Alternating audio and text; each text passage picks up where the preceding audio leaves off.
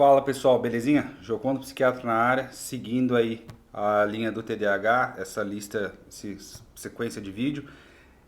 Hoje eu vou falar um pouquinho sobre TDAH e relacionamentos, né? Um tema que acaba sendo muito frequente justamente pelas suas especificidades e pelo manejo, né? Como a gente pode ajudar não só quem tem o problema, né? Mas também a família, relacionamentos afetivos, amigos, escola, no caso de crianças, faculdade, no caso de jovens adultos, adultos ou adolescentes, e por aí vai. Tá bom? Falando um pouquinho, né, na questão de TDAH e os relacionamentos, é importante a gente lembrar sempre dos três aspectos, né? Da parte da desatenção, da parte da hiperatividade e da parte da impulsividade, né? Enquanto da desatenção, algumas estratégias são muito importantes, né? Primeiro, lembrar que a pessoa tem um transtorno do neurodesenvolvimento, algo com que ela possivelmente nasceu, que é genético, que tem causas mil, e que muitas vezes aquela conversa, né, sobretudo aquela conversa desagradável sobre temas que não são tão interessantes, fazem parte da rotina do TDAH de simplesmente se esquecer, entrar no mundo da lua, parecer que não está prestando atenção, focar em outras coisas. Então aí tem umas estratégias específicas. Vai falar sobre um tema que não é tão bacana, esperar a pessoa estar num bom momento, percebeu que ela está se distraindo muito. Tem estratégias, inclusive com criança, né? Aqueles brinquedinhos que a pessoa fica girando, aquela N motivações para focar em outra coisa, ao mesmo tempo fazer um foco direcionado àquela conversa, aquele tema específico. Evitar falar sobre assuntos mais desagradáveis quando a pessoa está mais estressada, cansada, final do dia. E óbvio, reforço positivo, né? Não falar como se ela fosse preguiçosa, não tivesse interessada e tal. Muitas vezes não é o caso, né? Claro que pode ser, mas muitas vezes não é. E aí com o desenvolvimento, né? Com o carinho e o cuidado, cada um vai saber como parceiro, como familiar, o amigo se comporta. Em relação à hiperatividade, algumas coisas são super importantes, né? Às vezes o pensamento, a fala não acompanha os indivíduos que estão ao redor. Então, parece que todo mundo fala de um jeito mais lento ou que as outras pessoas estão atrasadas. E aí pode parecer que o TDAH, a pessoa que tem a hiperatividade, fala ou se relaciona de um jeito um pouco arrogante, como se fosse mais inteligente ou mais rápido que os demais, mas às vezes de fato pensa de um jeito mais acelerado mesmo, só isso. Então é essa a dica, né? Levar sempre em consideração o que de fato está acontecendo naquele cérebro do indivíduo. E muitas vezes em relação à impulsividade, sobretudo quando a gente fala do TDAH que tem a questão da dopamina, que é um neurotransmissor associado a foco, a concentração, a questão aí da função executiva que a gente já falou. Quem não viu, se puder fazer a gentileza de ver o vídeo introdutório dessa série do TDAH. Essa função executiva muitas vezes leva o indivíduo com o TDAH a começar muitas coisas porque ele não consegue dar continuidade. Então, muitas vezes aquele indivíduo que começa muitas coisas e não conclui quase nada. E não é por preguiça, é simplesmente porque a motivação inicial é muito grande, só que essa gasolina, essa energia, ela não se sustenta com o passar do tempo. E aí o uso da medicação, da psicoterapia, o insight, a construção de como aquele indivíduo entende o seu próprio problema, ou como ele funciona, ajuda muito.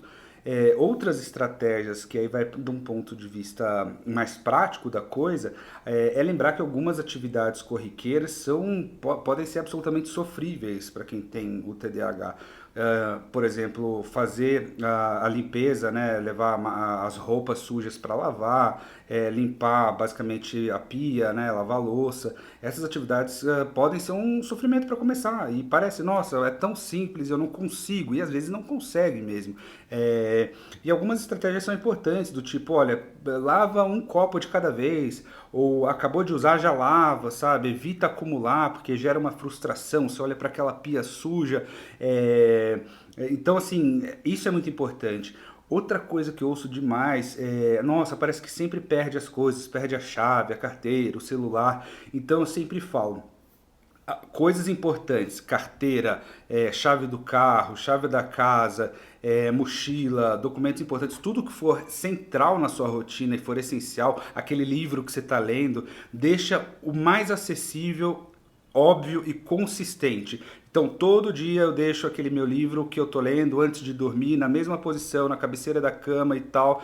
Todo dia eu chego em casa, coloco a chave no mesmo, na mesma posição. Esse tipo de habituação faz com que o nosso cérebro, que é justamente a questão da função executiva, a nossa memória RAM, que é a memória de trabalho, não gaste energia. Não precisa usar dessa memória RAM porque o comportamento já está condicionado, aquele hábito já está enraizado, né? Então gasta muito menos energia, consequentemente a chance de errar é menor. Então, assim, por isso que a gente fala tanto da questão da consistência, da criação de hábito, né?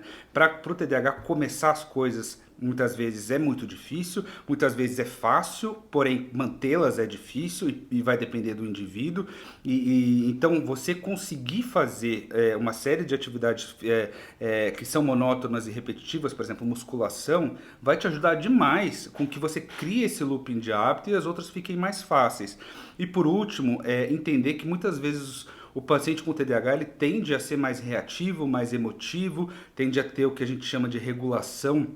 Assim como ele não tem uma regulação das prioridades e tudo mais, às vezes ele não tem regulação da fala, dos afetos, das emoções, e pode parecer que ele é grosso, que ele é estúpido, que ele é sem noção, e muitas vezes não é só o jeito mesmo, e lidar com esse tipo de situação, né, sobretudo afetiva, com um reforço positivo, do tipo, fez alguma coisa legal, você viu que está se esforçando, pô, muito bom, legal e tal, e evitar falar que não está se esforçando, ou fazer métodos de punição, né? Ah, você não está prestando atenção, nossa, você é preguiçoso, alguma coisa que você não está interessado, acaba ajudando muito. Tá bom? É óbvio, né? E levando mais para relacionamentos afetivos também, bem como também familiares, a questão da psicoterapia é muito interessante. Às vezes vai ser necessário a gente abrir mão, né, de uma terapia de casal, né, em que um terapeuta vai ajudar o parceiro ou a parceira a entender um pouquinho melhor como funciona esse outro. Afinal, ninguém nasce com um manual de regras de como lidar com o TDAH, mas o TDAH também muitas vezes não é culpado. Então, basicamente são essas as dicas, tá bom? Enfim, fico à disposição aí, comentários, curtidas, quem puder compartilhar e se inscrever, beleza? Forte abraço, próximo vídeo da série TDAH.